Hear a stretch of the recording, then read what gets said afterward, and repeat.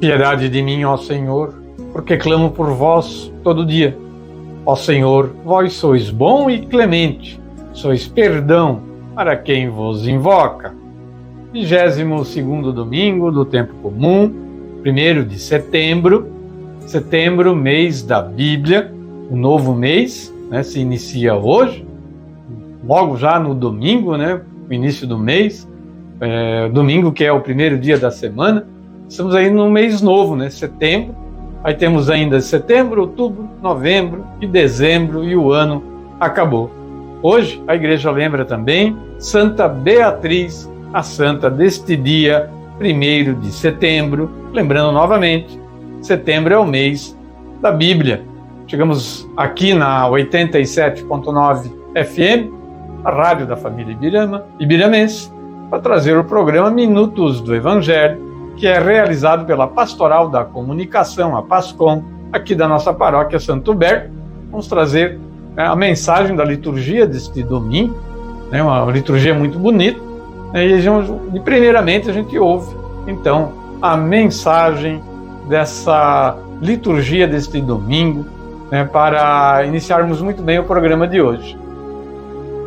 O Senhor, bom e clemente, nos oferece na liturgia da Santa Missa o alimento da palavra e da Eucaristia.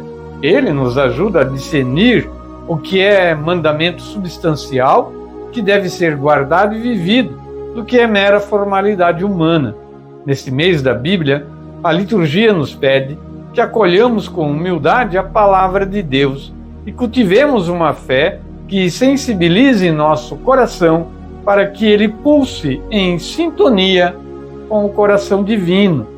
Esta é a mensagem, então, da liturgia deste final de semana, nos conclamando a vivermos melhor a nossa fé, usando a palavra de Deus contida nas Escrituras nesse mês da Bíblia, nos fazendo refletir da maneira que a gente vive e de que maneira a gente guarda os mandamentos de Deus e da Igreja, daquilo que é coisa humana, que às vezes a coisa humana acaba nos atrapalhando a vivência da fé.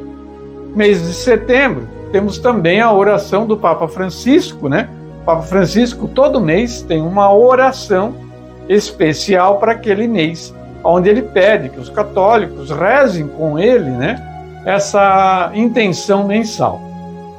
Em setembro, ele pede pela nossa relação com toda a criação, a criação de Deus. Nós também somos criaturas criadas por Deus, como tudo que existe no nosso mundo, ao nosso redor.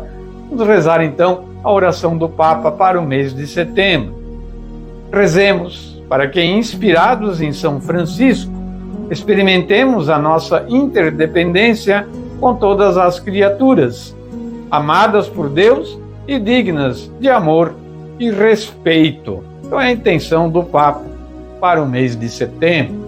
E o programa deste domingo, 1º de setembro, vai trazer no seu Momento com Maria, logo a seguir, a gente vai falar de Nossa Senhora Desatadora dos Nós, uma devoção mariana muito forte, inclusive com várias e várias novenas que se realizam para Nossa Senhora Desatadora dos Nós. Vamos falar dela hoje.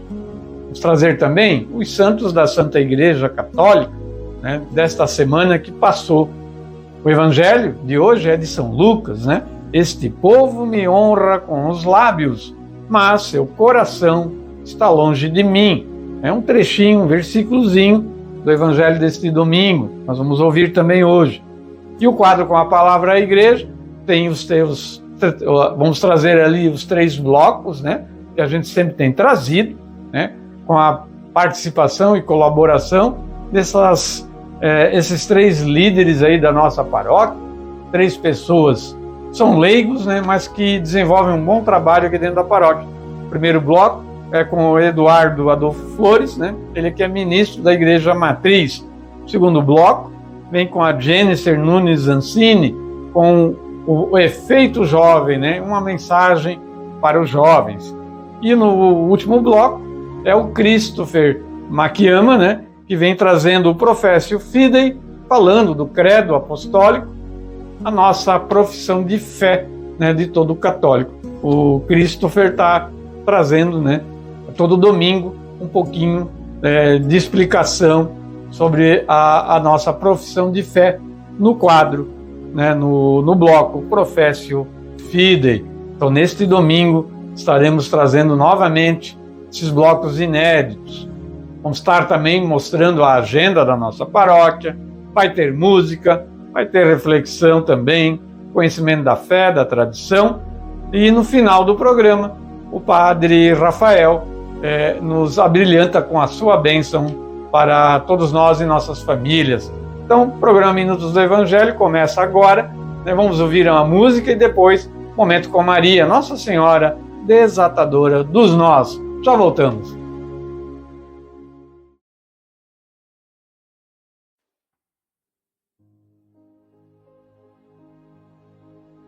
Um momento com Maria.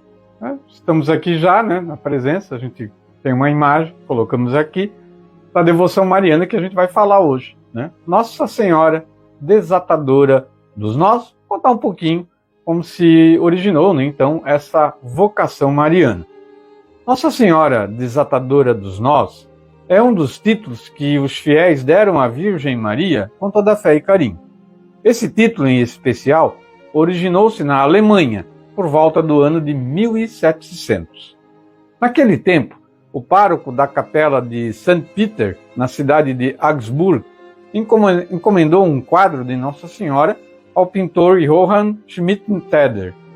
O pintor era um cristão fervoroso e conhecedor profundo de textos dos padres da igreja. Por isso, antes de pintar o quadro, ele foi buscar inspiração nas palavras de Santo Irineu, bispo de Lyon, que viveu no século III. Ele encontrou um texto-chave que dizia: Eva atou o nó da desgraça para o gênero humano. Maria, por sua obediência, desatou. Por causa dessas palavras inspiradas de Santo Irineu, Johann concebeu um quadro onde Nossa Senhora é representada como a Imaculada Conceição e aparece entre o céu e a terra. Acima dela, o Espírito Santo derrama suas luzes, e sua cabeça tem 12 estrelas, lembrando o texto do Apocalipse. Do lado esquerdo da Virgem, um anjo aparece e entrega-lhe uma fita com nós grandes e pequenos, separados e juntos. Estes nós simbolizam o pecado original e nossos pecados cotidianos. Esses pecados nos causam problemas, nos levam para longe de Deus e nos impedem que a graça de Deus frutifique em nossas vidas. Do lado direito das mãos de Maria, a fita aparece sem nós e desce lisa até as mãos de outro anjo, mostrando que Maria está desatando os nós.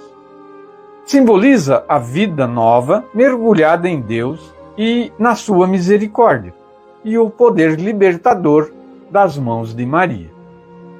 Na parte de baixo da Virgem Maria há um anjo, um homem e um cachorro, dirigindo-se a uma igreja. Este simbolismo parece ser uma referência ao livro de Tobias. No livro, Tobias enfrenta uma longa e penosa viagem, procurando a cura de seu pai, que ficara cego. Na viagem, ele conhece Sara, que já tinha sido casada 7 vezes, mas sempre na noite de núpcias, seus maridos morriam por causa de um demônio. O belíssimo quadro de Nossa Senhora, desatadora dos nós, rapidamente se tornou objeto de devoção e culto, primeiramente em Augsburgo. Logo, notícias de graças sobre graças recebidas através da oração a Nossa Senhora, desatadora dos nós, se espalhou. Então, a devoção se espalhou pelo mundo. E onde quer que se leve a devoção, as graças acontecem. Nossa Senhora desata os nós da vida das pessoas, trazendo liberdade, realização e felicidade.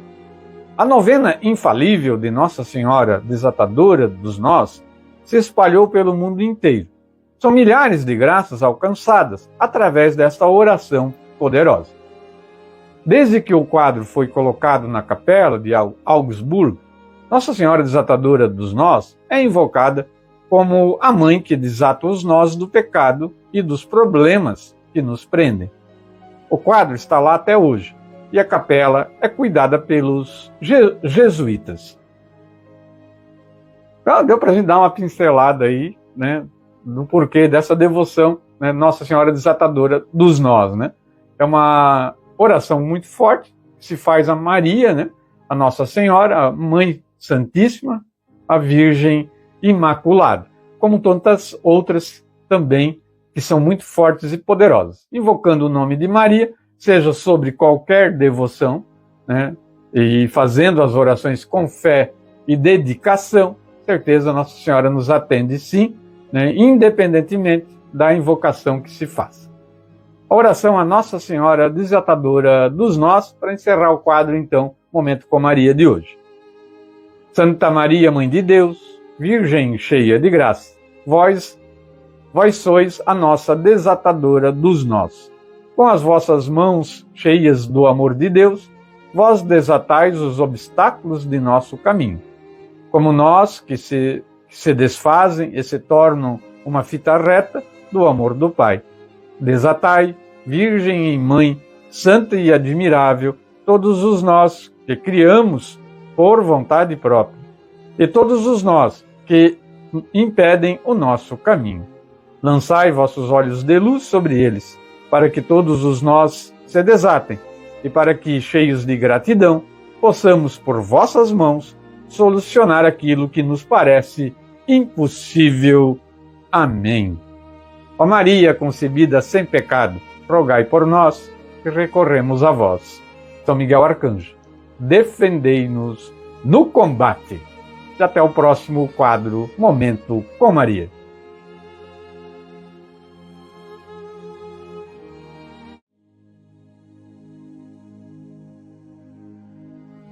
Os santos da Santa Igreja Católica Apostólica Romana, de 26 de agosto a 1º de setembro.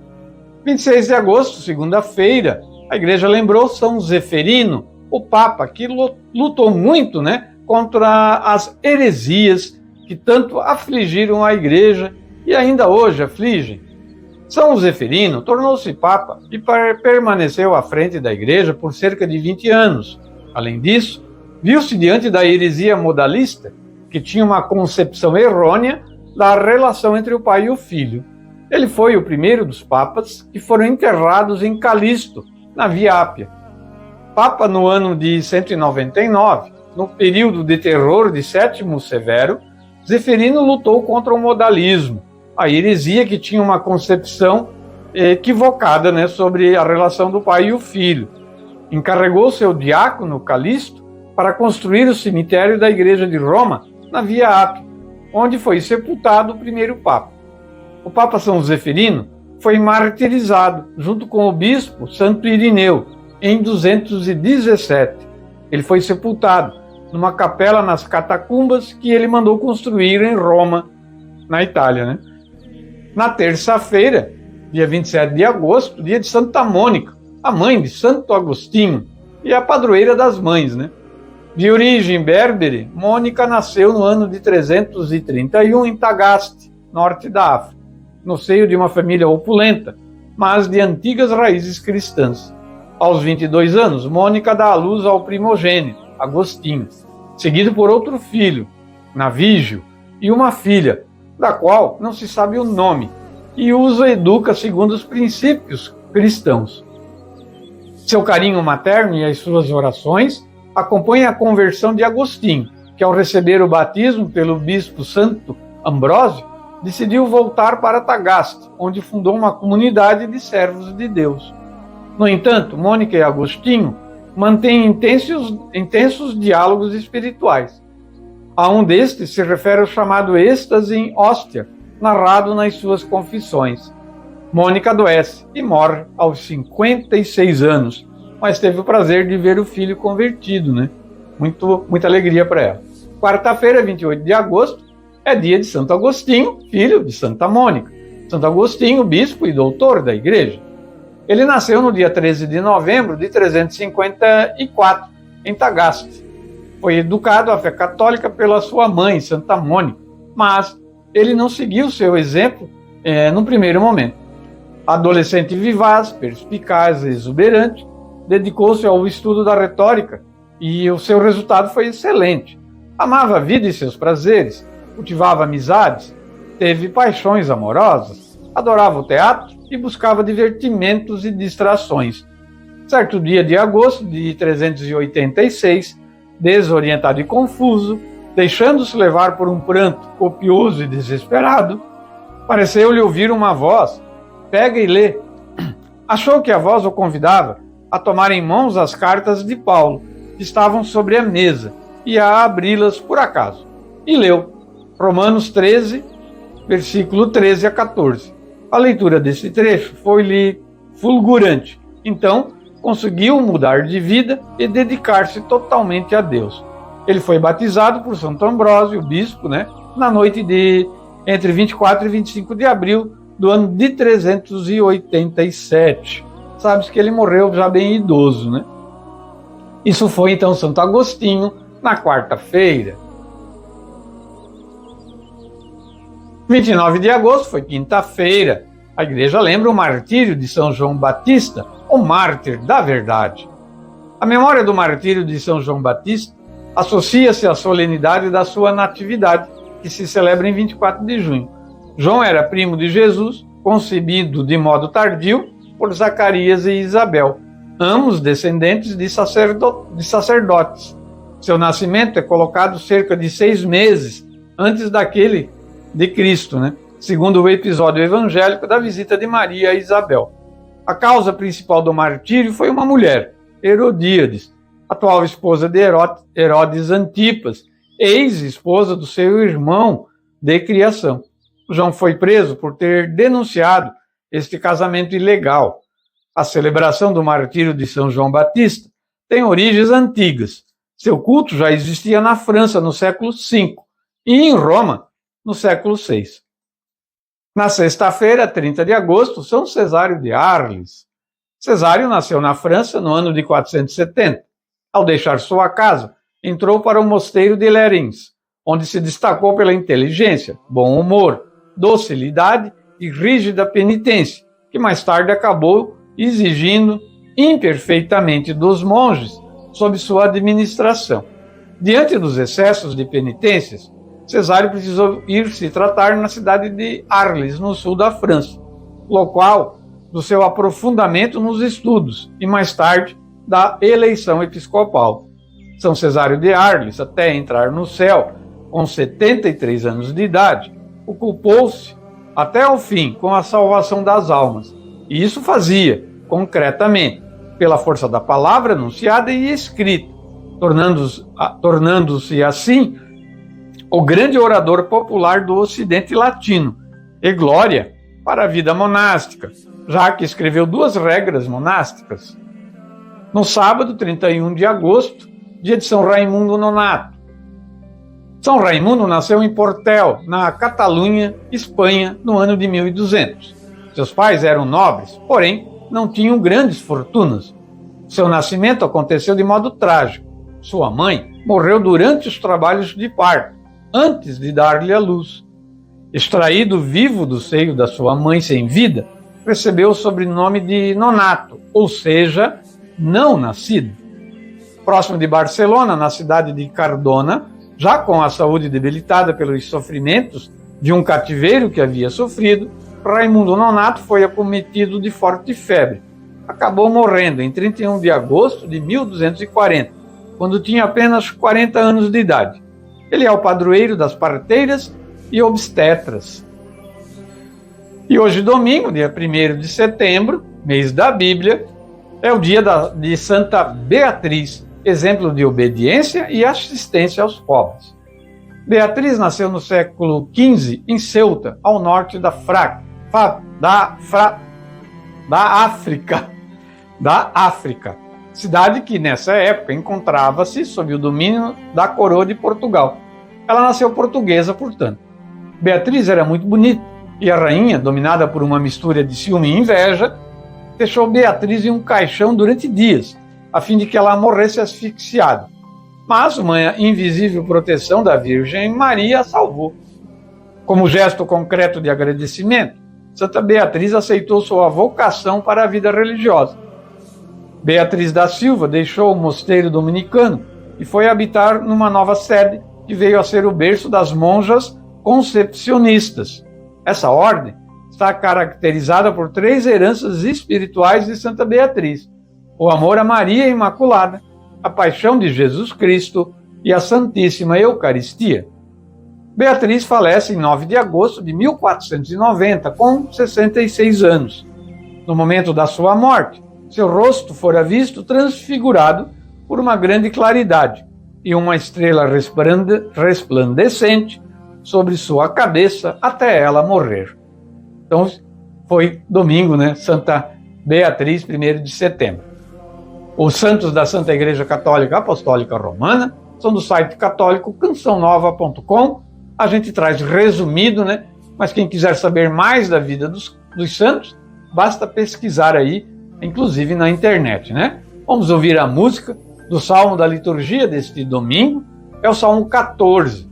Senhor, quem morará em vossa casa e no vosso Monte Santo habitará? Depois da música, a gente já vem com o Evangelho de hoje.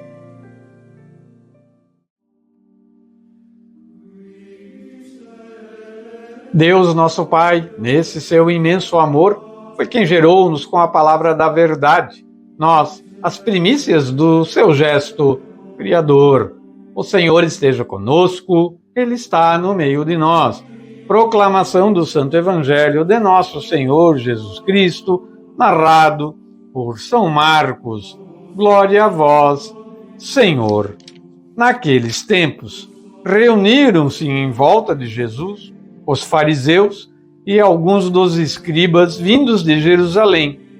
Tendo visto alguns dos seus discípulos comer o pão com as mãos impuras, isto é, faltando lavar, porque os fariseus e todos os judeus, em observância da tradição dos antigos, não comem sem lavar as mãos cuidadosamente, e quando vêm da praça pública, não comem sem se purificarem, e praticam muitas outras observâncias tradicionais, como lavar os copos, os jarros, os vasos de metal e os leitos. Pois bem, os fariseus e os escribas interrogavam-no: por que não andam os teus discípulos, segundo a tradição dos antigos, mas comem pão sem lavar as mãos? Ele respondeu-lhes: com razão, Isaías profetizou de vós, hipócritas, quando escreveu: este povo honra-me com os lábios, mas o seu coração está longe de mim. Vão ao culto que me presto, ensinando doutrinas que são preceitos humanos. Pondo de lado o mandamento de Deus, observais cuidadosamente a tradição dos homens. Não há coisa fora do homem que, entrando nele, o possa manchar, mas as que saem do homem, essas são as que tornam o homem impuro. Se alguém tem ouvidos para ouvir, ouça. Tendo entrado em casa, deixada a multidão, os seus discípulos interrogaram-no sobre esta parábola. Ele disse-lhes: também vós sois ignorantes? Não compreendeis que tudo que de fora entra no homem não o pode contaminar, porque não entra no seu coração, mas vai ter ao ventre e lança-se num lugar escuso? Com isto, declarava, puro todos os alimentos. E acrescentava que o que sai do homem é que contamina o homem, porque do interior do coração dos homens é que procedem os maus pensamentos, os furtos, as fornicações, os homicídios, os adultérios, as avarezas, as perversidades, as fraudes, as libertinagens, a inveja, a maledicência, a soberba, a loucura. Todos estes males procedem de dentro e são os que contaminam o homem. Palavra da salvação. Glória a vós, Senhor. Que o Santo Evangelho perdoe os nossos pecados e oriente a nossa vida. E nesse domingo nós vamos iniciar, a reflexão desse texto, de São Marcos, do que entra no homem, não o torna impuro, mas sim o que sai dele, iniciando com a liturgia diária, da editora Paulus, dia a dia com o Evangelho. Fariseus e doutores da lei conhecem bem as Escrituras. Os fariseus se gloriam de observar, nos mínimos detalhes, a tradição dos anciãos. O que está por trás desse comportamento é a convicção de que, agindo assim, tornam-se agradáveis a Deus. Segundo eles, quanto mais obras desse tipo praticarem, mais abreviam a chegada do Messias. Ou seja, eles têm o poder de manipular o projeto de Deus. Pouco lhes importa a dureza com que tratam o povo. Gostam mesmo é de serem elogiados como fiéis observantes da lei de Moisés. Com essas credenciais, um grupo de fariseus e doutores da lei se aproxima de Jesus com uma reclamação. Por que os teus discípulos não se comportam conforme a tradição dos anciãos? Jesus, conhecedor da vida íntima de cada um, aplica-lhes as palavras do profeta Isaías, que a gente viu no texto, E a gente agora, então, faz a ligação, faz a ponte do texto do Evangelho de Marcos com o Catecismo da Santa Igreja Católica. E a gente começa com o parágrafo 574 do nosso Catecismo da Igreja, Desde o princípio do ministério público de Jesus, fariseus e os partidários de Herodes, como os sacerdotes e escribas, puseram-se de acordo para lhe dar a morte. Por alguns dos seus atos, como as expulsões de demônios, perdão dos pecados, curas em dia de sábado, interpretação original dos preceitos de pureza legal, trato familiar com publicanos e pecadores públicos.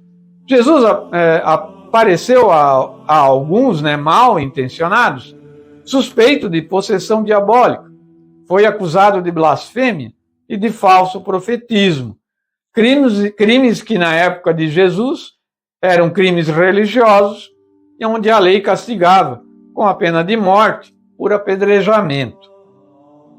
Parágrafo 581. Jesus apareceu aos olhos dos judeus e dos chefes espirituais como um rabi. Muitas vezes argumentou no quadro da interpretação rabínica da lei. Mas, ao mesmo tempo, Jesus tinha forçosamente de se confrontar com os doutores da lei, porque não se comentava com propor a sua interpretação a partir das deles. Ele ensinava como quem tem autoridade, e não como os escribas. Nele era a própria palavra de Deus, que se fizera ouvir no Sinai para dar a Moisés a lei escrita, que de novo se fazia ouvir sobre a montanha das bem-aventuranças. Esta palavra de Deus não aboliu a lei, mas cumpriu-a ao fornecer de modo divino a sua interpretação última. Ouvistes que foi dito aos antigos: eu, porém, digo-vos. Com esta mesma autoridade divina, desaprova certas tradições humanas dos fariseus, que elas anulam a palavra de Deus. Parágrafo 582. Indo mais longe, Jesus cumpriu a lei sobre a pureza dos alimentos. Ele fala no texto de hoje, tão importante na vida cotidiana judaica, era importante, explicando o seu sentido pedagógico por uma interpretação divina. Não há nada fora do homem que, ao entrar nele, o possa tornar impuro. E assim declarava puros todos os alimentos. O que sai do homem é que o torna impuro, pois do interior do coração dos homens é que saem os pensamentos perversos. E Jesus relaciona muitos desses pensamentos e ações perversas no Evangelho de hoje. Com a autoridade divina, a interpretação definitiva da lei, Jesus coloca-se numa situação de confronto com certos doutores da lei que não aceitavam a sua interpretação, muito embora garantida pelos sinais divinos que a acompanhavam. Isto vale, sobretudo, para a questão do sábado. Jesus lembra, e muitas vezes com argumentos rabínicos, que o repouso sabático não é violado pelo serviço de Deus, ou pelo serviço ao próximo que as suas curas realizavam. Vós abandonais o mandamento de Deus para seguir a tradição dos homens. Parágrafo 2196. Respondendo à questão posta sobre o primeiro dos mandamentos, Jesus disse: o primeiro é: escuta, Israel, o Senhor nosso Deus é o único Senhor. Amarás o Senhor teu Deus com todo o teu coração, com toda a tua alma, com todo o teu entendimento e com todas as tuas forças. O segundo é este: amarás o teu próximo como a ti mesmo. Não há outro mandamento maior do que estes. Claro que não. E o apóstolo São Paulo lembra: quem ama o próximo cumpre plenamente a lei. Está aí. De fato, não cometerás adultério, não matarás, não furtarás, não cobiçarás, bem como qualquer outro mandamento, estão resumidos numa só frase: amarás ao próximo como a ti mesmo. O amor não faz mal ao próximo. Assim, é no amor que está o pleno cumprimento da lei. Não é tão difícil assim de compreender o que Jesus dizia, né? Está tudo explicado aqui, nesse último parágrafo do nosso catecismo.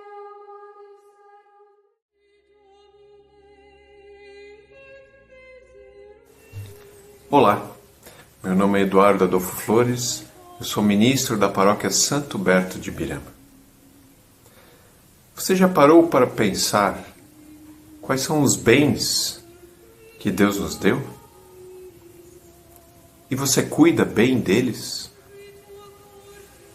Escutando a homilia de um padre, ele fez uma seleção de alguns dos bens que Deus nos deu e eu queria compartilhar aqui com vocês para nós fazermos uma reflexão sobre como estamos cuidando desses bens. Bens materiais, como por exemplo, a vida natural. Deus simplesmente poderia ter escolhido uma outra pessoa para criar, mas Ele escolheu você, escolheu eu, escolheu todos nós.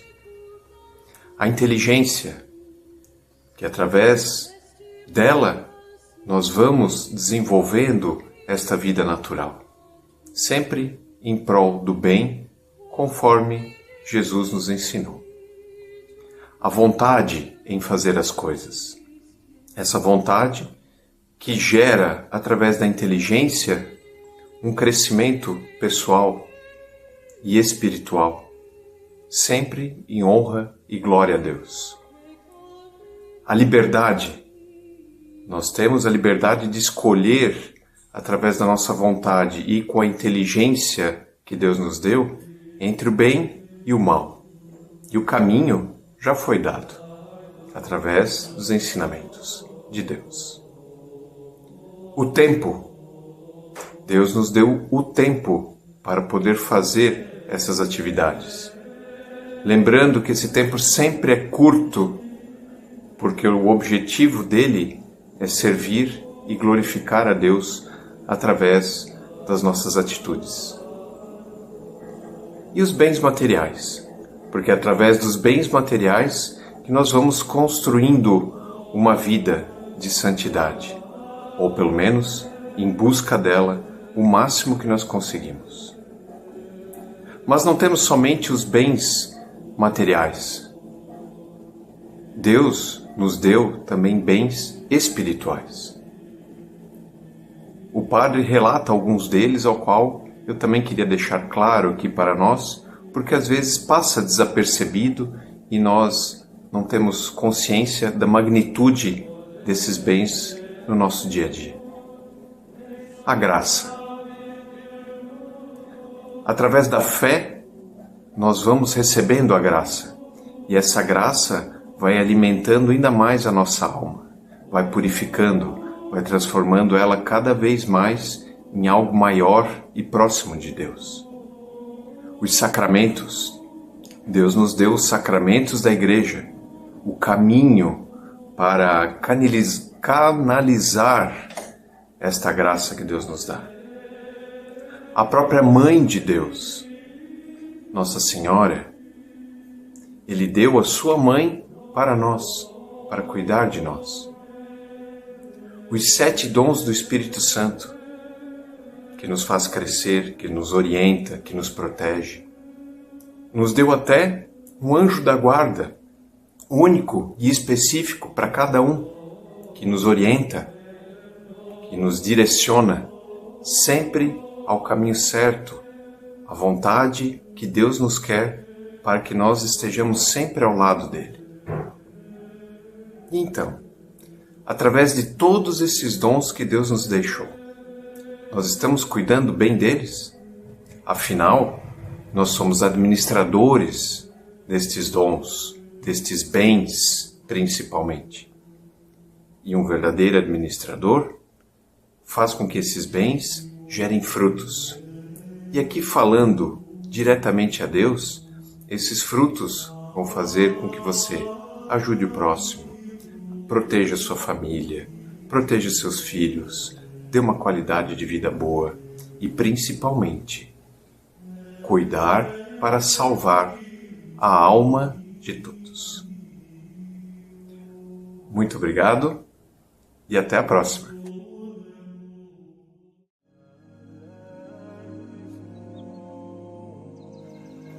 Salve Maria! Para você, jovem de todas as idades, quero conversar com você sobre um tema profundo e relevante para todos nós: o sofrimento e o seu significado na vida cristã. Em especial, vamos explorar a carta Salvifica Dolores, escrita pelo Papa São João Paulo II, e como outros papas e santos compreenderam e vivenciaram o sofrimento. A vida é cheia de desafios e momentos difíceis. O sofrimento pode parecer um fardo imenso e muitas vezes uma questão sem resposta. No entanto, a Igreja Católica oferece uma perspectiva que pode transformar nossa compreensão sobre a dor e a dificuldade. A carta Salvifica Dolores, publicada pelo Papa São João Paulo II em 1984, é um documento essencial que explora o sofrimento à luz da fé cristã. O Papa João Paulo II começa abordando a realidade universal do sofrimento, afirmando que ele faz parte da condição humana. No entanto, ele também enfatiza que o sofrimento pode ter um significado redentor quando vivido em união com Cristo. O Papa João Paulo II destaca o sofrimento de Jesus na cruz, que não foi apenas um evento histórico, mas um ato de redenção para a humanidade. Cristo, ao sofrer e morrer, transformou o sofrimento em uma ferramenta de salvação. Ele escreve: o sofrimento de Cristo, que ele aceitou por nós, é o sofrimento redentor. Isso significa que para os cristãos o sofrimento não é um mero acidente, mas pode ser uma oportunidade para se unir mais profundamente a Cristo. Quando aceitamos e oferecemos nosso sofrimento a Deus, podemos participar do mistério da redenção. João Paulo II também nos convida a ver o sofrimento como uma oportunidade para crescimento espiritual. Ele explica que ao viver o sofrimento com fé, podemos encontrar um sentido mais profundo e até transformar a dor em uma experiência de amor e graça. O sofrimento é um elemento indispensável para a perfeição da vida cristã. Para entender melhor essa visão, é útil olhar para a vida de alguns santos e santas que viveram o sofrimento de maneira inspiradora. Santa Teresa do Menino Jesus, conhecida como a Pequena Flor, enfrentou uma doença grave e uma vida de fragilidade física. No entanto, ela via seu sofrimento como uma forma de união com Cristo. Ela dizia: o sofrimento é o martelo que Deus usa para moldar a nossa alma. Teresa ofereceu suas dores como um ato de amor a Deus e acreditava que sua pequena vida de sofrimento tinha um valor eterno quando oferecida a Ele. São João Paulo II, que conheceu a dor pessoalmente através de atentados e doenças, usou o seu próprio sofrimento para ensinar os outros. Ela enfrentou suas provações com uma profunda fé, transformando sua dor em uma mensagem de esperança e solidariedade. Em suas palavras, cada sofrimento que é aceito e vivido de maneira cristã é uma contribuição para a salvação do mundo.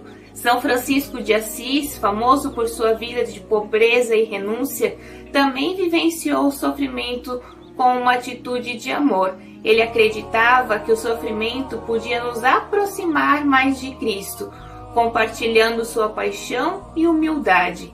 A visão cristã do sofrimento, como apresentada na carta Salvific Doloris, exemplificada pelos santos, nos oferece uma perspectiva profunda e transformadora. Em vez de ver o sofrimento como um simples fardo, podemos entendê-lo como uma oportunidade para crescer espiritualmente e nos unir a Cristo. Ao viver o sofrimento com fé, encontramos um novo sentido e uma nova esperança, transformando nossas experiências de dor em atos de amor e redenção. Assim, ao enfrentarmos as nossas próprias provações, podemos lembrar que não estamos sozinhos, que Cristo está conosco e pode tornar uma fonte verdadeira de transformação e esperança ao nosso lado. Até a próxima. Paz e bem.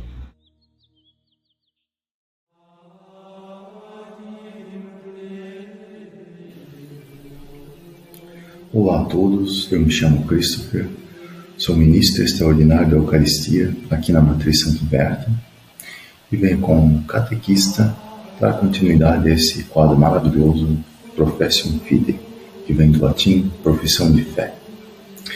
E hoje chegamos ao Credo in Deo Pater Omnipotentem Creatorem Caelum. Creio em Deus Pai Todo-Poderoso, Criador do céu. Isto é, vamos falar dos céus e das criaturas celestes, os anjos. Pois bem, falávamos no outro quadro que Deus é ato puro e cria o ente e comunica o ser. E esse ser pode ser corporal como nós, né? Ainda assim, ainda que ele crie o ser ente corporal, limitado onde o ato é limitado pela potência, ainda assim podem haver os acidentes, que são as derivações. O homem, por si só, é a natureza, mas pode haver o homem alto, baixo, moreno, branco, preto, enfim, as derivações da espécie homem, do ente homem, da essência homem. E por isso Deus faz isso com o intuito de causar uma escala e graduação na sua criação. E como nós estamos muito distante da divindade de Deus, este vácuo enorme, essa distância que existe entre nós na Terra e as coisas sobrenaturais lá em Deus, é preenchido pelos corpos celestes, os anjos, os seres angelicais. E, por essa razão, como Deus gosta da graduação, por isso que existem os acidentes, da mesma forma, o anjo possui variações, várias espécies de anjos, e eles, diferente de nós, recebem a informação. Deus comunica aos anjos perfeitamente, ele recebe a comunicação perfeita de Deus, aquilo que ele quer comunicar a cada anjo, o anjo recebe perfeitamente. Por isso ele tem o livre-arbítrio como nós, só que o livre-arbítrio dele é instantâneo. No momento que ele recebe a mensagem de Deus, ele aceita seguir a Deus perfeitamente, ou ele vira um demônio e nega a Deus completamente. Por isso os anjos, ao servirem Deus, servem perfeitamente. E, como eu falei, Deus gosta da hierarquia, da graduação, então justamente por isso que os anjos possuem uma hierarquia, a hierarquia celeste, contida com 9 coros. Coros por quê? Porque como eles são criaturas perfeitas e as criaturas todas elas foram feitas para louvar a Deus, louvar o Criador, então por essa razão eles são chamados de coros angélicos, se reúnem em coros, né? Onde o coro mais próximo de Deus, composto pelo 9º coro, o serafim, que é o que contempla o amor perfeito de Deus, por isso eles cantam Santo, Santo, Santo, o mesmo que a gente canta na missa, a gente está cantando junto com eles, Santo, Santo, Santo.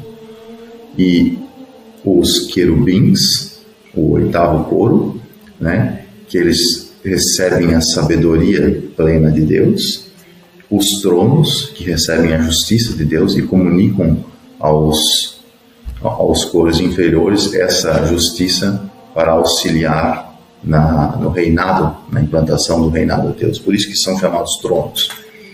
E esses são a tríade mais próxima de Deus. A segunda tríade são um pouco mais próximos de Deus, mas cumprem os desígnios no universo. Eles recebem a ordem da tríade mais próxima e comunica para os anjos inferiores, que seriam então a segunda tríade composta pelos domínios. Os domínios recebem dos tronos a informação para instruírem o governo na Terra, né? O governo que adere ao reino de Deus.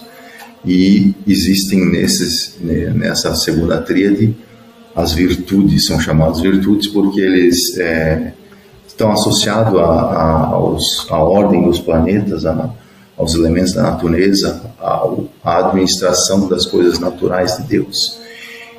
Mas também virtudes porque quando alguém reza e ganha virtudes e graças de Deus, que chega a acontecer milagres, são essas virtudes que auxiliam nesse processo. As potestades auxiliam no governo natural. Eles travam guerra contra os demônios, né?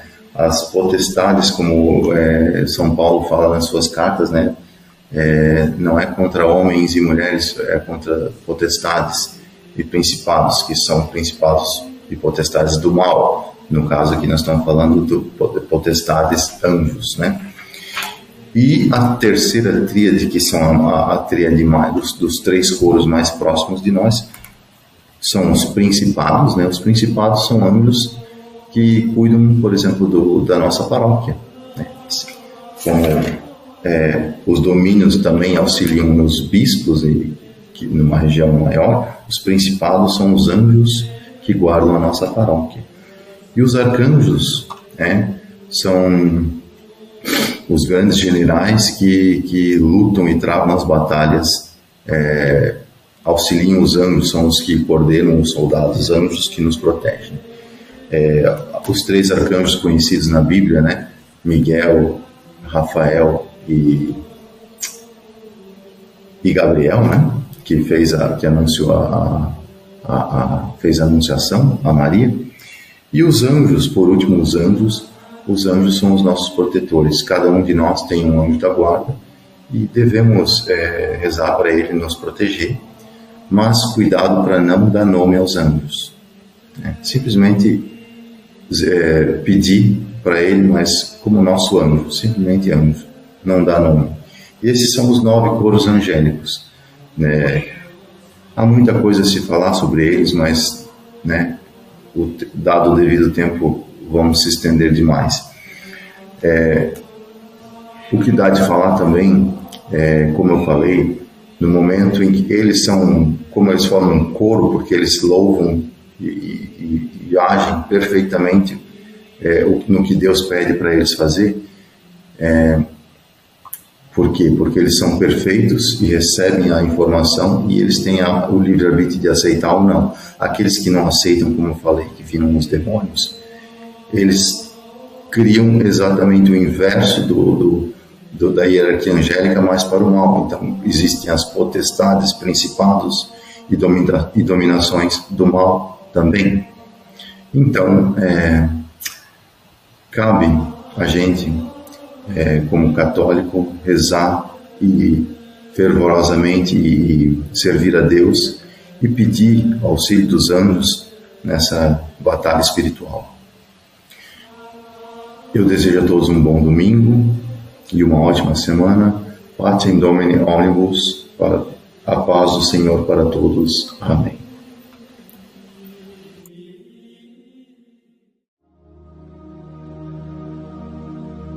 Momento da gente falar agora da agenda da nossa paróquia, né? Os compromissos, né? E atividades que a paróquia vai desenvolver nessa semana agora, que começa hoje. Então, na terça-feira, 3 de setembro, já iniciamos com o Terço dos Homens, né? Terço dos Homens na Igreja Matriz Santo Huberto, nesta terça-feira, dia 3 de setembro, portanto, né? E aí também é feito o convite para as famílias participarem também, né? Nessa terça-feira. Na quarta-feira, 4 de setembro, 7h30 da noite, temos a missa na Igreja Matriz Santo Huberto com a novena da Nossa Senhora do Perpétuo Socorro. Dia 6 de setembro é sexta-feira, né? Primeira sexta-feira do mês de setembro. Então, 3 horas da tarde, temos missa na Igreja Matriz Santo Huberto. É a missa da pastoral da pessoa idosa, né? Na sexta-feira ainda, 19 horas, temos o terço, né? O terço dos homens com as famílias também, 19 horas, na Igreja Matriz Santo Huberto. 19h30, temos a missa do Sagrado Coração de Jesus, na sexta-feira, 6 de setembro, então. Vamos para o sábado, 7 de setembro, né? Feriado nacional, Dia da Independência do Brasil. Então, às 5 da tarde, teremos missa na Igreja São João Batista, bairro Nova Estetim, São Cristóvão, sábado, 7 de setembro, 5 da tarde. Também sábado, 19 horas, missa na Igreja Nossa Senhora Aparecida do Ponto Chique. No domingo, 8 de setembro, às 8 da manhã, a missa dominical na Igreja Matriz Santo Huberto. Às 10 horas da manhã, Santa Missa na Igreja Bom Jesus, bairro Bela Vista e Progresso. E às 19 horas, fechando o domingo, a missa também na Igreja Matriz Santo Huberto. Vamos registrar novamente, né? Vamos ter 2 festas de padroeiro nesse mês de setembro, né? Lembrando que no final do mês, a igreja comemora os santos arcanjos, né? São Miguel, São Rafael e São Gabriel. Aí teremos então festa do padroeiro, iniciando, vou falar de São Rafael, né? Do Rafael Baixo. A festa deles é dia 15 de setembro, é domingo, né? Mas já no sábado, 14 de setembro, a partir do meio-dia, eles estarão comercializando bolos, cucas, rocamboles e também o tradicional pastel caseiro, né? E no domingo, então, a festa deles acontece já primeiramente às 10h30 com a Santa Missa. Nós vamos ainda estar divulgando com mais detalhes essa festa do São Rafael, né? Inclusive um comercial na rádio e também nas redes sociais. Acompanhem, né? E prestigie esse evento, 15 de setembro, tradicional festa em honra ao padroeiro São Rafael, comunidade lá do Rafael Baixo. E no dia 28 e 29 de setembro é a festa de São Miguel, né? O arcanjo São Miguel da Serra São Miguel, ele é padroeiro da comunidade lá, né? Então já vai ter no sábado, dia 28 de setembro, e no domingo, 29 de setembro, então a missa também às 10h30 da manhã, lá na comunidade. Também vamos estar falando mais ainda a respeito desses 2 eventos daqui em diante, né? Hoje é só dia 1º, tem um bom tempinho ainda, mas botem aí na sua agenda, 15 de setembro, São Rafael, 28 e 29 de setembro, São Miguel. Deixamos já o registro e o convite. Vamos falar do dízimo? Vamos falar do dízimo, né? Dizimar não é mera obrigação, mas um ato oriundo da fé nas promessas de Deus. O dízimo é uma forma de você mostrar sua gratidão pelas bênçãos decorrentes da salvação. É tornar-se participante com Deus na obra de evangelização do mundo. É o privilégio de tirar 10% de toda a renda pessoal e investir nos negócios de Deus aqui na Terra. É mais ou menos isso, né? Vamos falar um pouquinho da definição de dízimo. Definição do dízimo. Dízimo é um ato pelo qual o homem reconhece que não é dono de coisa alguma que amealhou com o seu trabalho. É por isso que o dízimo é uma demonstração material, um ato efetivo e concreto de mordomia, pois embora tenha angariado os recursos, né, que chegam à sua mão com o seu suor, o homem, ao entregar uma 10ª parte na obra de Deus, diz com este gesto que está a reconhecer que do Senhor é a terra e a sua plenitude, o mundo e aqueles que nele habitam. É reconhecer-se, né, dependente de Deus, né? Reconhecer-se dependente de Deus. Também o programa Minutos do Evangelho, né? Aqui na rádio 87.9 FM, ele está de segunda a sexta-feira em 2 horários. Quero lembrar que agora, durante o período eleitoral, em virtude da propaganda eleitoral obrigatória, né? É um contraste meio estranho, né? Democracia com propaganda eleitoral obrigatória, né? Meio estranho, mas tudo bem. Então o programa Minutos do Evangelho vai estar não mais ao meio-dia na rádio 87.9 FM, mas ao 12:10, né? Então, horário político às 10, ao meio-dia, né? 10 minutinhos, 12:10, programa Minutos do Evangelho. Quero deixar aqui o registro, né? Mas das 19 horas não muda, né? Continua nesse horário. Na Rádio Belos Vales continua às 6 da manhã. E no domingo aqui na 87.9 FM também não muda, é meio-dia, o início do programa. Deixamos aí então o registro, né? Programa Minutos do Evangelho, a Pastoral da Comunicação, a PASCOM, a Paróquia Santo Berto. Para encerrar o programa de hoje, fazer a oração ao santo do dia de hoje, Santa Beatriz. Senhor, Pai de bondade, aprendamos com Santa Beatriz a aceitar os desafios da vida e nunca abandonar o projeto de Deus em favor da libertação da humanidade. Guiai-nos pelos caminhos da sabedoria e do discernimento e ajudai-nos a vos encontrar nos mais pequeninos e sofredores. Santa Beatriz, rogai por nós. Um bom final de domingo e uma semana abençoada para todos nós. Lembramos hoje, 19 horas, Santa Missa na Igreja Matriz Santo Berto. Ficamos com a bênção do Padre Rafael, essa bênção especial do programa de domingo. Um abraço a todos. Olá, meu querido e amado povo de Ibirama, você que nos acompanha através das redes sociais da nossa paróquia, através da nossa Pastoral da Comunicação. Eu, Padre Rafael, administrador paroquial da nossa querida paróquia de Santo Berto, composta pelas nossas 15 comunidades, eu venho através desta mensagem te convidar para uma festa muito especial. Estamos no mês de setembro, o mês dos arcanjos, e celebraremos no começo desse mês a festa de São Rafael Arcanjo, o anjo protetor das famílias, o anjo protetor da saúde, o anjo também protetor dos viajantes. Neste momento, celebrando a festa dele, temos a alegria de ter uma comunidade toda dedicada a São Rafael. E por isso, meus queridos, quero lembrar vocês que no sábado, dia 14 de setembro, a partir do meio-dia, no Rafael Baixo, nós já teremos a comercialização de bolos, cucas, rocambole, o tradicional pastel caseiro, feito com todo carinho e tão especial aqui da nossa Ibirama. E depois, no dia 15 de setembro, vamos celebrar a festa de São Rafael na comunidade, tendo às 10h30 a Santa Missa festiva, às 11h30 o delicioso almoço com buffet livre, frango assado e churrasco, aquele churrasquinho de igreja maravilhoso. Também, meus queridos, ao 12h30 teremos a Roda da Fortuna, para fazermos um momento de integração, de divertimento juntos. Às 14h teremos a Tarde Dançante, que será animada pelos nossos queridos amigos, o Plínio e o Lucas, com o musical Pai e Filho. E depois, às 18h, teremos o sorteio da ação entre amigos, celebrando assim esse dia tão especial para a nossa comunidade do Rafael e para todos nós. Vamos até lá pedir por nossas famílias, por nossos caminhos, para sermos protegidos nos caminhos da nossa vida. Vamos lá pedir proteção ao anjo da saúde, para que nos traga a proteção divina, saúde e felicidade na graça do bom Deus. Que pela intercessão do glorioso São Rafael, desça sobre você, sobre tua família, teus trabalhos, teus caminhos.